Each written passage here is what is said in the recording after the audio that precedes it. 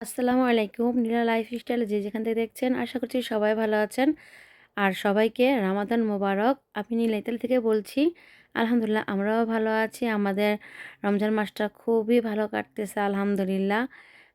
যেমনই আছি তারপরও আলহামদুলিল্লাহ। আর এই যে পরিবেশটা এত সুন্দর, রোদ উঠলে পুরা গরমের দিনের মতোই মনে হয়। আর এই যে চাঁদটা সবসময় দিনের বেলা আমি এইখানটাতেই দেখি। প্রতিদিন ওঠে, প্রত্যেকদিন আমি এখানে বারান্দায় আসলেই দেখি। তো যাই হোক, আর এই যে কি সুন্দর রোদ উঠেছে, ঝমঝমাট রোদ থাকলে না খুব ভাল লাগে আমার কাছে। আর এই যে আমার গাছগুলা ভাবছিলাম এগুলা তুলে ফেলে দিব, ফেলে নতুন করে প্রসেসিং করবো আর কি। সামনে যদি গাছ নিয়ে আসি তাহলে লাগাবো। আর এখানে অলরেডি আমি বিচি ফেলেছি, লাউ বিচি না কি জানি, যাই হোক। তো দেখি ওঠে কি না, উঠলে তো ভালোই আলহামদুলিল্লাহ। আর না উঠলে আর কী করার, কিছুই করার নেই। আর এই যে এখানে ক্ষেতগুলো দেখেন কি সুন্দর তারা ক্লিন করে নিয়েছে, মানে ক্ষেতের কাজ শুরু হয়ে গিয়েছে অলরেডি, এটাই। আর এখানে কিন্তু আমি পাশাপাশি কিছু রান্না করে নিব। রান্নার মধ্যে হচ্ছে আজকে ইফতারিতে তেমন কিছু বানাবো না, চিকেনগুলো ভাজবো, মানে চিকেন বানাবো। তো সেটা দেখাবো আপনাদেরকে আজকে, তো আপনারা সাথেই থাকবেন। আর এখানে আমি ইচ্ছে মতো লবণ দিয়ে দিলাম তেলের মধ্যে, গরম তেলের মধ্যে। আর এই যে এখানে চিকেনটা আমি কিন্তু ধুয়ে কেটে উঠে নিয়েছি। আর একদমই হলুদ মরিচ যে কোনো মশলাই ছাড়া আমি এখানে ভেজে নিব শুধু লবণ দিয়ে। আর দেখতে তো পেলেন আমি লবণ দিয়েছি অনেক বেশি, আবার উপরেও লবণ দেওয়া হয়েছে। এখন আমি উল্টাপাল্টা একটু ভেজে নিচ্ছি, সুন্দর করে ভাজা হওয়া পর্যন্ত অপেক্ষা করে নিয়েছি, যে এরকম অবস্থায় আমি নামিয়ে নিব। তারপর পাশাপাশি কিন্তু এখানে আমি সামান্য পেঁয়াজ দিয়েছি, পেঁয়াজের সাথে একটা দারচিনি আর একটা এলাচি দিয়ে দিয়েছি, দিয়ে ভেজে নিচ্ছি। কারণ সুন্দর একটা স্মেল আসবে সেজন্যই, কারণ যেহেতু মুরগি ভাজার সময় অন্য কোনো মশলা অ্যাড করি নাই। এখানে আমি একটু কষিয়ে নেব। আর এই যে একটু পানি দিয়েছি, তার মধ্যে সামান্য একটু হলুদ মরিচের ফাঁকি, ধনিয়া ফাঁকি দিয়ে দিয়েছি। তারপর চিকেনগুলো আবার এগুলোর মধ্যে দিয়ে কষাবো। আমি এগুলো হচ্ছে একটু বেসন দিয়ে ভাজবো। তো চিকেন ফ্রাই করে নেব। আর এই যে এখানে আজকে আমার ফার্স্ট, এভাবে আমি আর কখনোই করিনি। তারপরে এই যে দেখেন একটু কষানোর পরে আমি যতটুকু পরিমাণের দরকার পানি দিয়েছি, কেন ভাজা ভাজার সময় তেমন ভালো করে ভাজি নাই। তো এই যে কষানো হয়ে গিয়েছে, একদম মাখা মাখা করেছি যাতে মশলাগুলো সব চিকেনের গায়ে লেগে থাকে, এরকম একটা আর কি। অল্প পানি দিয়ে আমি সুন্দরভাবে সিদ্ধ করে এবং মশলাটা যেন গায়ে গায়ে লেগে থাকে ওরকম করে রান্নাটা শেষ করেছি। আর পাশে কিন্তু আমি সয়াবিন তেল দিয়ে দিয়েছি ভাজার জন্য। আর এই যে এই কড়াইটা পড়ে যাওয়ার রিস্ক আছে অনেক, তারপরেও ভয় করতেছে, তাই একটা একটা করে দিচ্ছি, দেখি একটা করে ভাজবো। আর এই যে পাতিলাটা ছোট, ছোটোর মধ্যে তেলগুলা দিলে আর কি, এটার মধ্যে ভাজলে তেলে চিকেনটা ডুবে যাবে পুরাই, সেজন্য আর কি এটার মধ্যে নেওয়া। তো আমি কিন্তু অলরেডি চিকেন আমার ভাজা শেষ, আর পাশাপাশি ডিম ভেজে রেখেছি। আর ডিমের এই যে যেটা দিয়ে রান্না করব ডিমটা, এখানে যে ঝুঁকিনি দিয়েছি আলুর সাথে টমেটো। তো ঝুঁকিনিটা আজকে আমি চপ বানিয়েছিলাম, তো শেয়ার করিনি আপনাদের সাথে। তো যাই হোক, এই যে করব ইনশাল্লাহ।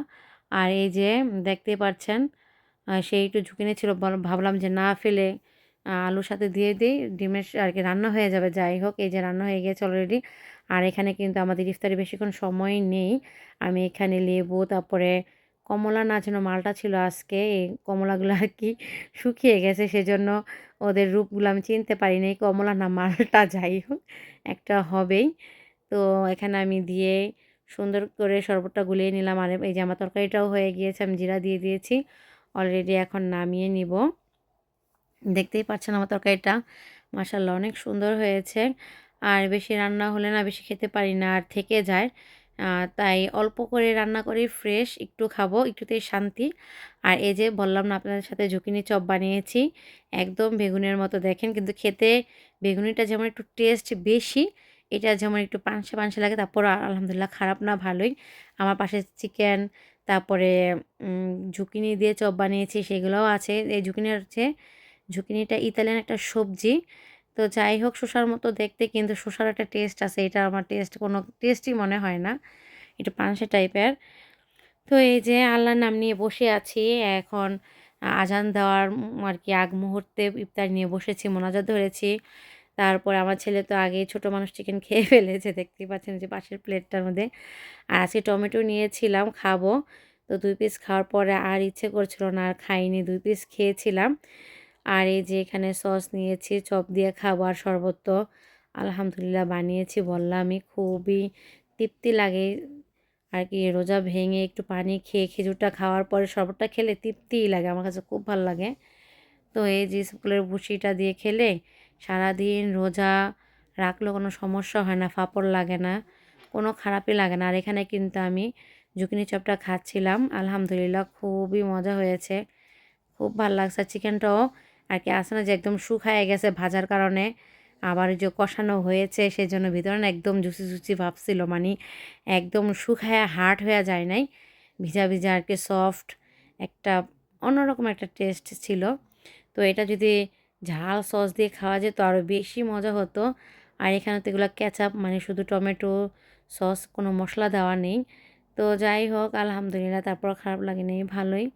কী করব, মানিয়ে নিতে আমার অনেক সময় লেগে গিয়েছে, তারপরও যে অভ্যাস হচ্ছে আলহামদুলিল্লাহ তারপরও।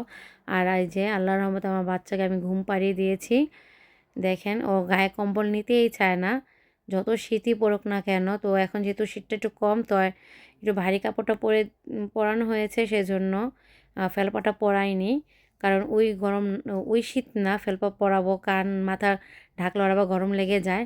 আর এখানে আমি জায়নামাজটা রেখেছিলাম, আমার লাগবে, সেজন্য যদি আবার পড়ি নামাজ, সে পড়তে তো হবেই, তাহাজ্জুদ ইফতারের আগে সেহরির আগে পড়তে হয়।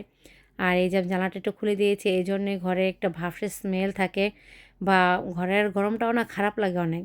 আর লাইটটা অনেক আলো, সেজন্য আমি এই যে ছেলের একটা এবিসি বোর্ড দিয়ে আমি এটা ঢেকে রেখেছি, যাতে একটু আলোটা কম হয়। আর আমি কিন্তু আমার ছেলে ঘুমানোর পরে আমি এগুলো সব ক্লিন করে নিয়েছি। আর এই যে সাদা জিনিস যেহেতু পরিষ্কার না রাখলে ভালো লাগে না। আর কি বলবো, বাচ্চাদের ঘর একটু ক্লিন রাখতেও হয়, আবার আমার ক্লিন রাখতেও পছন্দ, ভালো লাগে। চারপাশ একদম পরিষ্কার করে নিয়েছি। আর এই যে আব্দুল্লাহ বাবা কাজে থেকে এখনও আসেনি, প্রায় সময় হয়ে গেছে, এসে পড়বে। আজকের ভিডিওটা আপনাদের কাছে কেমন লাগলো অবশ্যই জানাবেন কিন্তু কমেন্টসে। আর ভালো লাগলে অবশ্যই পাশে থেকে যাবেন। আজকের ভিডিওটা এই পর্যন্তই। আল্লাহ হাফেজ, সবাই ভালো থাকবেন, আমাদের জন্য দোয়া করবেন।